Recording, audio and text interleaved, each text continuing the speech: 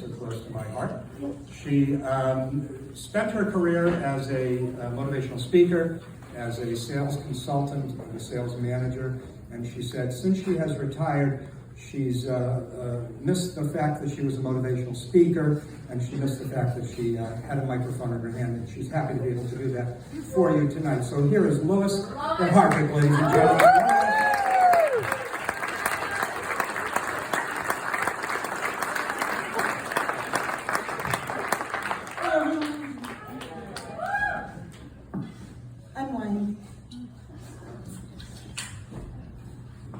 Before I get started, I really have to thank Jack for not butchering my last name.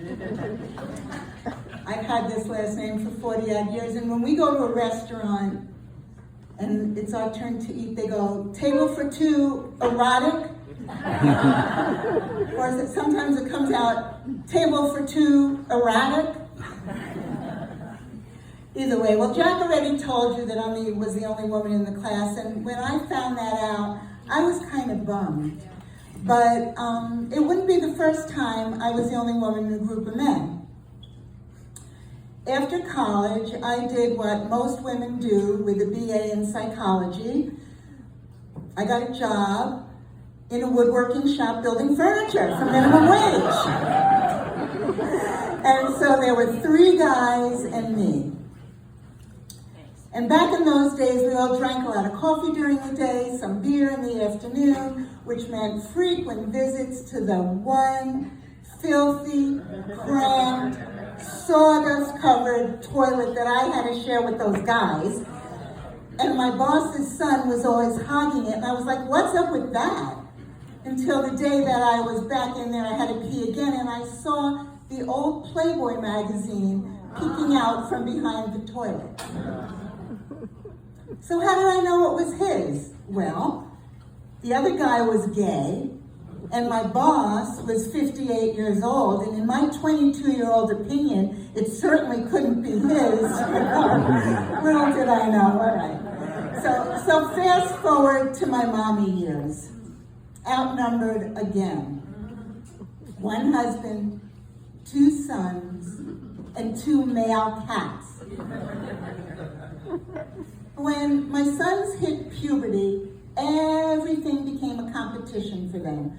Totally inane nonsense, like who could burp the most times in a row, or who could make the loudest armpit farts. I never figured out that one either.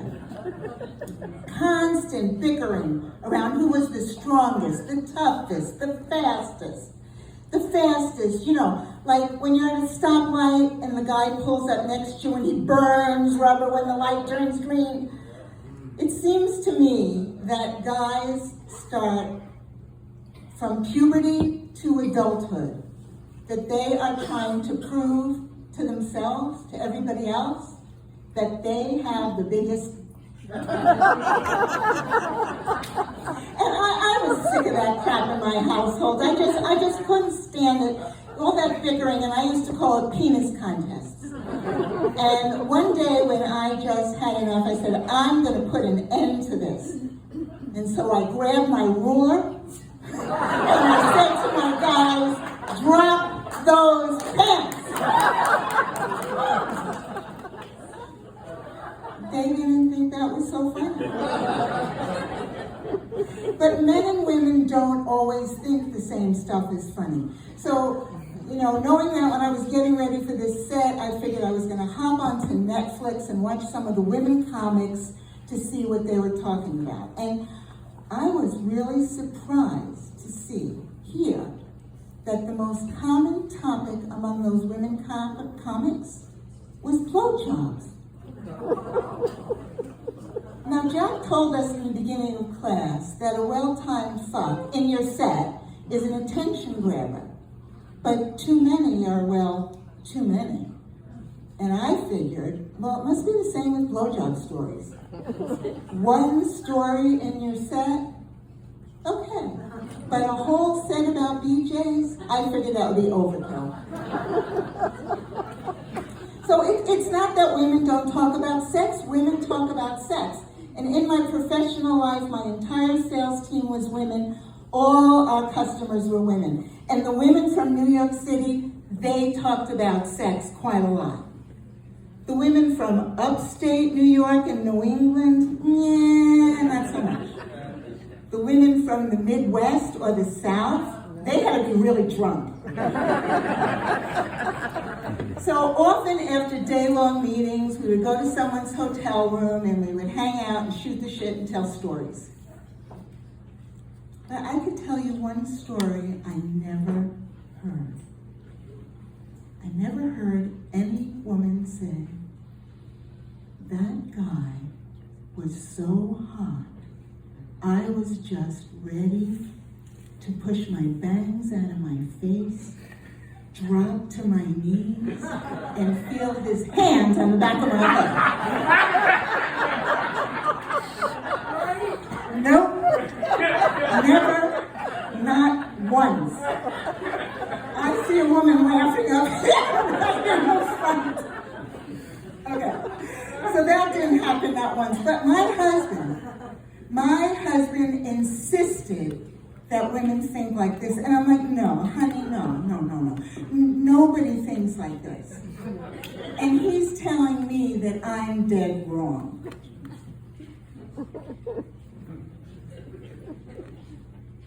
I left something out. Let me see if I can access it. Yeah. When I was telling you about the women going up to the hotel room and telling stories, I forgot to tell you the best story. And this was my friend Leslie. One day my friend Leslie confides in me, confesses to me that in her life she has only ever seen 2 penises, her husband's and her son's. And I'm thinking, does her sons even count? Anyway, I thought this was hysterical, and I was ready to take a poll. And I'm like, okay, everybody, listen up. 10 or more penis viewings, hop on my bed. 9 or less, get on Leslie's.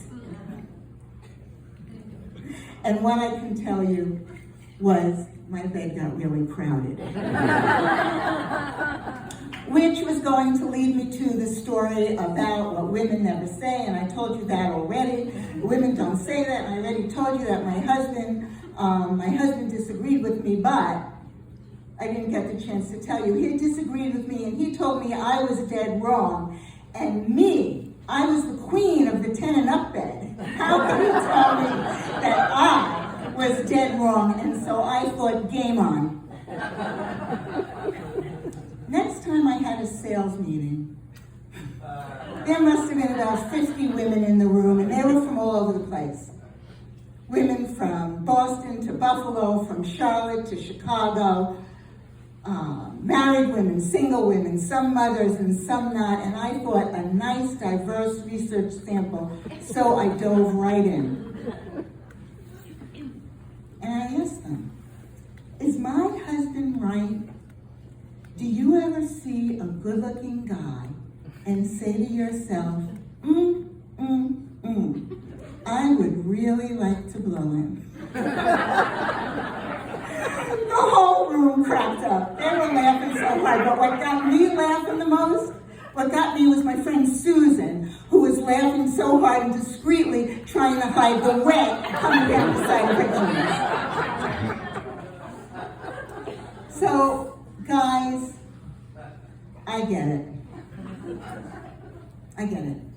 You wait until the family's gone to bed, the house is quiet, and you hop right on to hotgirls.com. And the women say that.